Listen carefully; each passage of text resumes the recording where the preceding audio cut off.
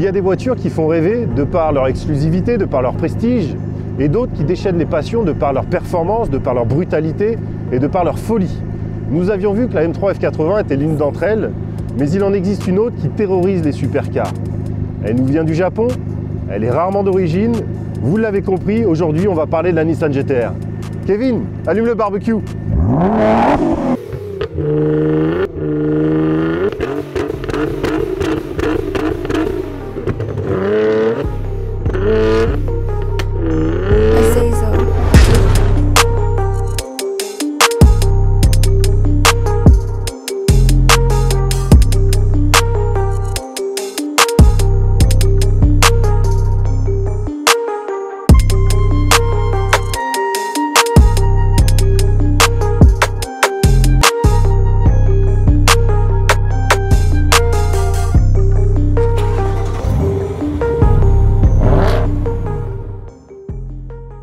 Le logo GT-R signifiant Gran Turismo Racing est d'abord apparu pour la première fois sur la mythique Skyline. D'abord en toute petite production sur la Skyline 2000 en 69 et 73, il faudra attendre 89 et la fameuse Skyline R32 pour que le logo fasse parler de lui. On est alors déjà sur une combinaison d'un 6 cylindres biturbo couplé à une transmission intégrale, ce qui était complètement fou pour l'époque. En 95, cette dernière prend un coup de jeune avec l'arrivée de la R33 et les performances évoluent avec un 0 à 100 annoncé en 4 secondes 9, soit près d'une seconde de mieux que la Porsche 911 de l'époque. Les choses deviennent sérieuses. En 99, apparaît celle qui traumatisera toute une génération d'enthousiastes avec le film Too Fast, Too Furious, la splendide Skyline R34 de Paul Walker. Tous ces modèles sont extrêmement rares puisque jamais proposés sur le marché français et d'ailleurs principalement limités au marché nippon. En 2008, Nissan annonce avoir créé un monstre capable des performances du 911 Turbo S pour la moitié du prix. Elle avale le 0 à 100 à l'époque en 3 secondes 5, ce qui était totalement fou. Les journalistes gardant en mémoire la hype concernant l'ancienne Skyline GT-R, tout le monde est complètement fou. Elle est devenue instantanément un mythe et ça fait 13 ans que ça dure, grâce notamment aux préparateurs.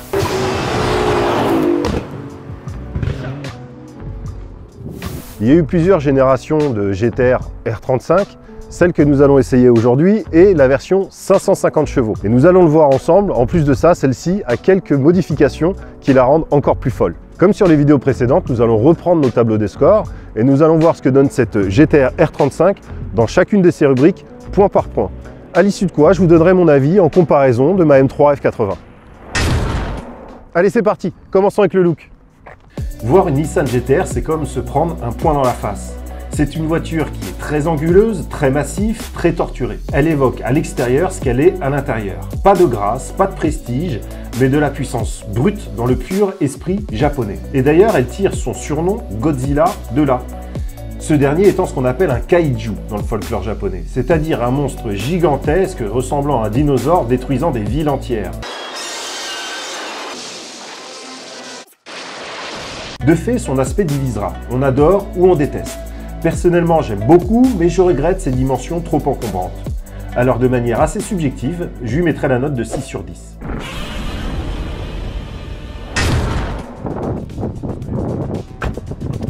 La GT-R, c'est souvent une voiture qui se vend sur ses capacités d'accélération. Pour moi, c'est de la bêtise. C'est surtout son châssis, les comportements de son châssis qui sont incroyables. Et là où ça m'a semblé le plus évident, c'est lorsque je suis monté avec son propriétaire en tant que passager. Puisque des images valent 1000 mots, je vais vous emmener avec moi et on va faire un tour avec Kevin, son propriétaire. A tout de suite. Parce que là, comme en fait Aziz et Amir, ils ont fermé la route à partir de là. Parce que là, on a la barrière qui est juste là.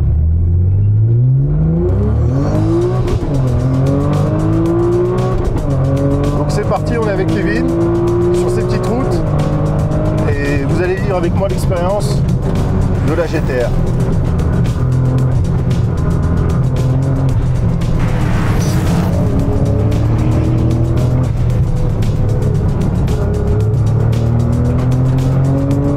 On ressent qu'elle glisse.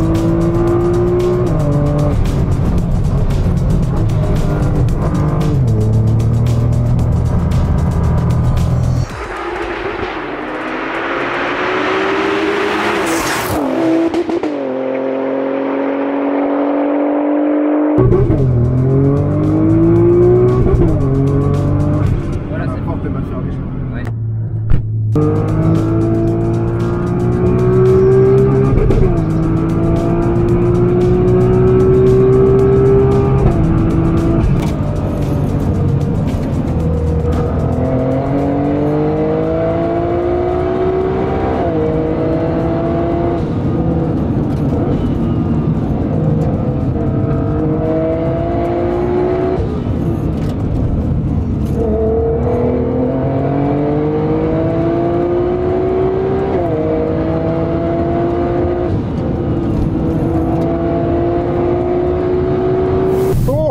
Comme vous l'avez vu, vous comprenez pourquoi je vous dis que le truc le plus fou dans cette voiture, c'est le châssis.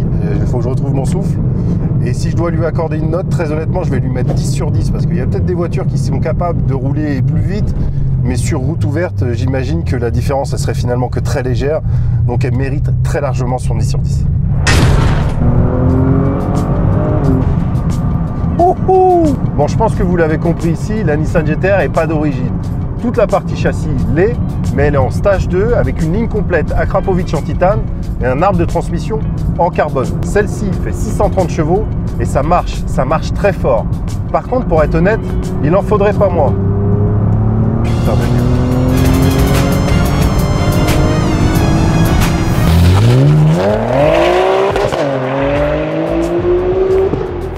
Pour vous donner un ordre d'idée, une Turbo S de 2016 va avoir un 100 à 200 2 secondes meilleur qu'une GT-R d'origine à 550 chevaux. Ma M3 en stage 2 à 520 chevaux va avoir les mêmes performances que cette Nissan GT-R à 630 chevaux. Donc elle mérite quand même la note de 8 sur 10 parce qu'il faut être honnête, ça marche très fort, mais tout est relatif. Quand je mets une note, je la mets aussi en fonction de la voiture.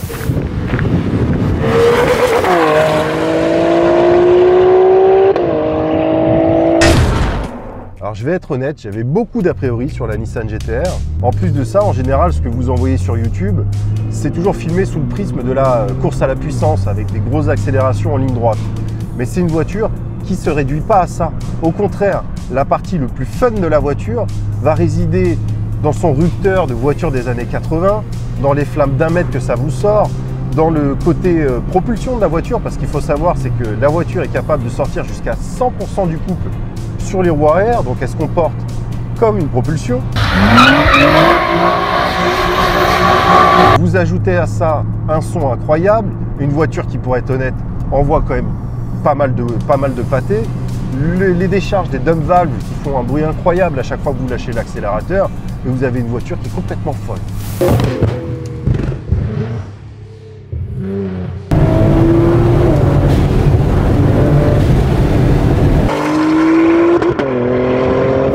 Surmouillé, ça glisse presque comme une M3 tout en étant très peu dangereuse au final.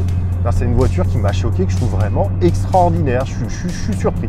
Je suis surpris. Très très bonne caisse. Alors j'avais mis la note de 9 sur 10 sur le côté fun de la M3 F80. Sur celle-ci, je vais retirer un point dû à son gabarit. Parce que je trouve que le gabarit est quand même vachement handicapant. Mais je vais lui rajouter un point parce qu'elle fait des flammes d'1 mètre. Et ça, c'est super cool. Donc du coup, je lui mets elle aussi la note de 9 sur 10. Alors là, on n'est pas bon du tout. Dans cette partie, je vais regrouper fiabilité, entretien, coût des pièces et leur disponibilité. Rouler en GT-R, c'est comme rouler dans une Ferrari des années 80. C'est extrêmement flippant. Dans l'idée, c'est comme monter sur un tabouret avec un nœud coulant autour du cou et se mettre à danser la Macarena. Alors c'est très rigolo, mais c'est dangereux. Alors même si vous avez le budget pour vous en acheter une, assurez-vous d'avoir quelques dizaines de milliers d'euros de côté auxquels vous n'êtes pas trop attaché. Il n'y a que dans un seul cas que ça ne vous coûte rien. Un seul, c'est si vous cassez votre pare-brise, vous appelez Glace Express, on vous offre la franchise et les balais d'essuie-glace. Donc je ne rentrerai pas dans les détails techniques, mais si vous avez l'intention d'en acheter une, contactez des professionnels, des spécialistes, renseignez-vous sur les forums. En ce qui me concerne, la note va parler d'elle-même. En termes de fiabilité, je vais lui mettre la note catastrophique de 2 sur 10.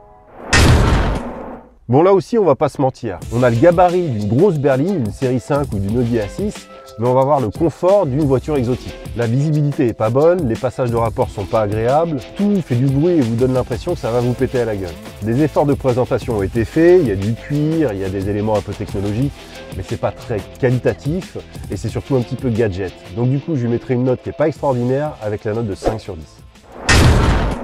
Vous l'avez compris, Nissan GT-R, c'est pas un placement. Alors certaines d'entre elles semblent avoir atteint un prix plancher. Les premières générations vont se situer entre 50 et 60 000 euros. Les générations telles que celle-ci, ça va plus être entre 60 et 75 000 euros. Et pour les plus récentes, on va monter jusqu'à 100 000 euros. Donc c'est une cote qui va être relativement stable, mais qui va être quand même vachement handicapée par le coût d'entretien qui est complètement fou et dans lequel vous allez forcément laisser des plumes. Donc si je devais mettre une note vis-à-vis de tout ça, je lui mettrais une note de 6 sur 10. Donc on est sur une note de 6,5 sur 10. La note n'est pas extraordinaire, mais à mon avis, elle a été contrariée par 3 gros handicaps. Déjà, son gabarit, je trouve que c'est une grosse voiture. Ensuite, c'est son confort. En même temps, c'est une voiture qui a été pensée comme une supercar des années 2000. Et puis évidemment, son coût d'entretien qui est complètement énorme, et vous l'avez vu dans la vidéo, fou. Incroyable, l'autre il arrive avec sa C5, tel flamingo. À une époque, on disait, quand on achetait une Ferrari, qu'on pleurait 2 fois de joie. La première fois, lorsqu'on accédait enfin au mythe, et la seconde fois, quand on se libérait du coût faramineux que représentait la possession d'une Ferrari. Et j'ai le sentiment que c'est un peu le cas avec une Nissan GT-R. La M3 F80 va être à mon sens beaucoup plus équilibrée, mais il faut être honnête, c'est une voiture qui a été développée beaucoup plus récemment sur une base d'une berline confortable et qui existait déjà, et puis c'est pas une supercar. Maintenant, ça c'est mon avis, je serais curieux de savoir ce que vous en pensez. Donc dites-moi, est-ce que vous préférez la M3 F80 ou est-ce que vous préférez la Nissan GT-R? Et dites-moi surtout pourquoi. Voilà, je vous remercie d'avoir regardé cette vidéo. N'oubliez pas que je vous aime, surtout ceux qui me suivent sur Instagram. Les autres, je les aime quand même, mais moins, forcément. Et on se dit à bientôt. Peace!